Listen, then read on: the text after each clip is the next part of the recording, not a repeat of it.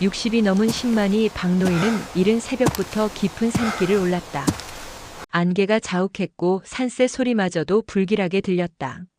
수십 년을 다닌 산이지만 오늘은 이상하게 낯설게 느껴졌다.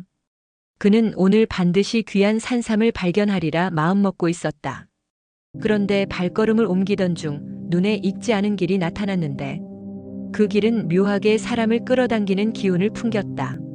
망설이다 발을 들이자 오래된 나무들이 터널처럼 양옆을 막았다. 한참을 걷자 산속에 있을 리 없는 낡은 기와집이 나타났다. 굴뚝에서는 연기가 피어오르고 있었다. 박노인은 본능적으로 뭔가 이상하다는 기분을 느꼈다. 집문이 삐걱이며 열리더니 백발의 노인이 나타났다. 노인은 낯선 방문객임에도 마치 기다렸다는 듯 미소를 지었다. 길 잃으셨소? 하룻밤 묵어가시오. 뒤에서 젊은 여자가 얼굴을 내밀었는데 눈빛이 어딘가 두려워 보였다. 여자는 말없이 고개만 끄덕였다. 박노인은 산속에서 집을 만난 것 자체가 이상했지만 체력이 바닥나 있었다.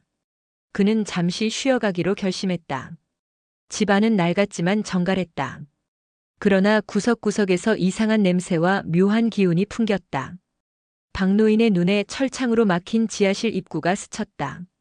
저녁 식사로 나온 국에는 알 수 없는 뿌리 조각이 들어있었다. 노인은 그것이 산삼이라며 웃었지만 맛은 씁쓸하고 기묘했다. 젊은 여자는 숟가락을 거의 들지 않았다. 박노인은 그녀의 손이 떨리고 있는 것을 보았다. 식사 도중 밖에서 들려오는 짐승 울음소리가 기묘하게 길게 이어졌다. 노인은 태연히 산짐승이 자주 운다고 대수롭지 않게 말했다. 하지만 여자의 얼굴은 창백해졌다. 박노인은 불길한 예감을 지울 수 없었다. 그는 밤에 몰래 집안을 살펴보기로 마음먹었다. 촛불이 꺼져가는 소리와 함께 긴 밤이 시작되었다. 한밤중 박노인은 부엌 근처에서 여자를 마주쳤다. 그녀는 두려움에 떨면서도 손에 종이 쪽지를 쥐어주었다. 그 안에는 삐뚤빼뚤하게 적힌 글씨가 있었다. 여기서 나가게 도와주세요. 박노인은 순간 심장이 멎는 듯한 충격을 받았다. 여자가 납치된 것일지도 모른다는 생각이 스쳤다. 그러나 노인의 발소리가 가까워지자 여자는 곧장 도망쳤다. 박노인은 쪽지를 주머니에 숨기며 태연한 척했다. 그때 노인이 문간에서 빙긋이 웃으며 서 있었다. 잠이 오질 않나 보구먼. 이튿날 박노인은 일찍 집을 나섰다. 하지만 아무리 산을 내려가도 같은 길만 반복되었다.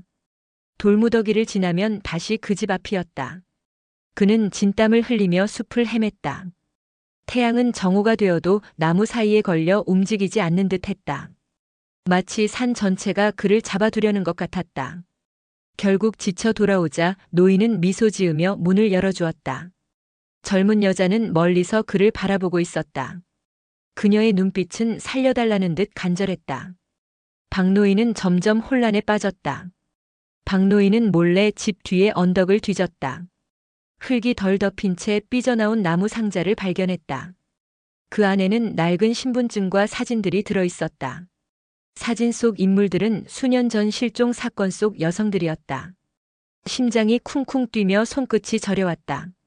그는 모든 것이 단순한 우연이 아님을 깨달았다. 집으로 돌아오는 길 바람이 갑자기 싸늘해졌다. 나무들이 마치 속삭이는 듯 흔들렸다.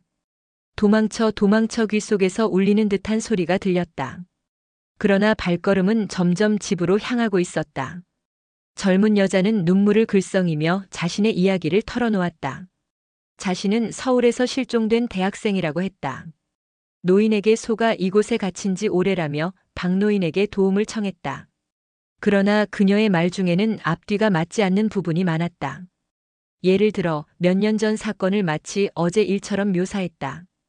박노인은 의심과 연민 사이에서 갈팡질팡했다. 그날 밤 노인은 산속에서 불을 피우며 알 수 없는 의식을 치렀다. 하늘은 붉게 물들고 안개 속에서 괴이한 그림자가 어른거렸다.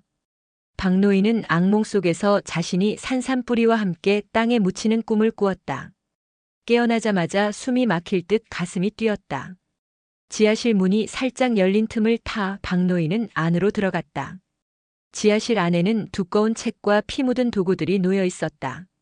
책에는 10만이의 피와 인삼을 합쳐야 젊음을 얻는다라는 문장이 적혀 있었다. 수많은 이름 옆에 날짜가 기록되어 있었다. 그 중에는 박노인의 아는 10만이 이름도 있었다. 충격에 몸이 떨렸다. 그 순간 뒤에서 노인의 목소리가 들려왔다. 내가 마지막 10만이구나. 노인의 눈빛은 날카롭고 섬뜩했다. 어둠 속에서 젊은 여자의 얼굴이 천천히 드러났다. 박노인은 여자가 자신을 구해줄 거라 믿었다. 그러나 여자는 차가운 미소를 지으며 손에 칼을 들고 있었다. 이제 당신도 영원히 젊어질 거예요. 그녀는 노인과 손을 맞잡았다. 박노인은 경악하며 뒤로 물러섰다. 지하실 벽에는 수많은 희생자들의 흔적이 남아 있었다. 두 사람은 다정하게 웃으며 박노인을 몰아세웠다. 10만이의 피가 마지막 열쇠지. 박노인은 발버둥쳤지만 이미 사냥감이 된 상태였다. 희미한 등불이 그의 얼굴을 비추고 있었다. 박노인은 결국 끌려가며 비명을 질렀다. 지하실은 피비린내와 함께 고요해졌다. 산은 다시 아침의 고요 속에 있었다. 낡은 집 굴뚝에서는 또다시 연기가 피어올랐다. 이번에는 노인과 젊은 여자 대신 젊은 남자와 젊은 여자가 집에 살고 있었다. 그들은 평범한 연인처럼 보였다. 그러나 현관 앞에 서 있는 낯선 방문객을 향해 똑같은 미소를 지었다. 길 잃으셨소? 하룻밤 묵어가시오. 방문객은 의아한 표정으로 고개를 끄덕였다. 그리고 산은 다시 한번 새로운 희생자를 삼킬 준비를 하고 있었다.